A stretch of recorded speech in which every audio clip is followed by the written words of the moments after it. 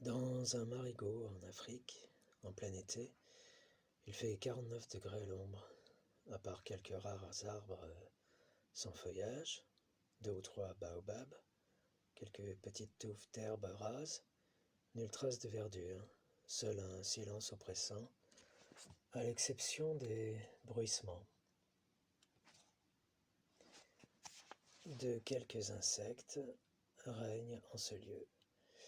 Dépassant à peine de la surface de l'eau, on peut voir les yeux tout ronds et les petites oreilles de 2 hippopotames. Par endroits, l'eau, sous l'effet de l'évaporation due aux violents rayons du soleil, se transformait en boue qui sèche.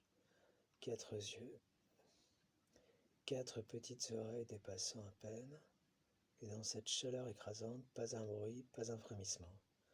1, 2, 3, 4 jours, 1, 2, 3 semaines, ainsi, rien ne bouge.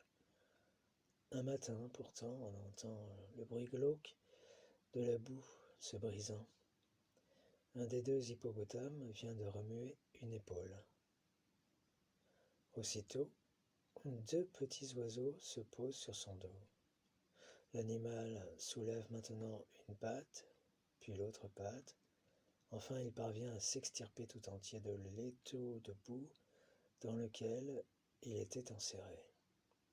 S'étant hissé sur le bord, il se déplace pesamment jusqu'au baobab. La boue continue de se craqueler tout autour de son énorme corps, tandis que d'autres oiseaux se posent à leur tour sur son dos pour picorer.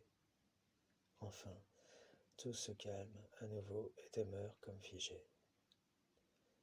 5 jours se passent ainsi. Au matin du 6e jour, le second hippopotame soulève à son tour une épaule, puis l'autre, une patte, puis l'autre.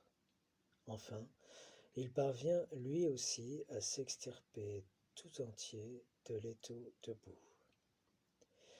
S'étant hissé sur le bord, il rejoint son copain à l'ombre des baobabs.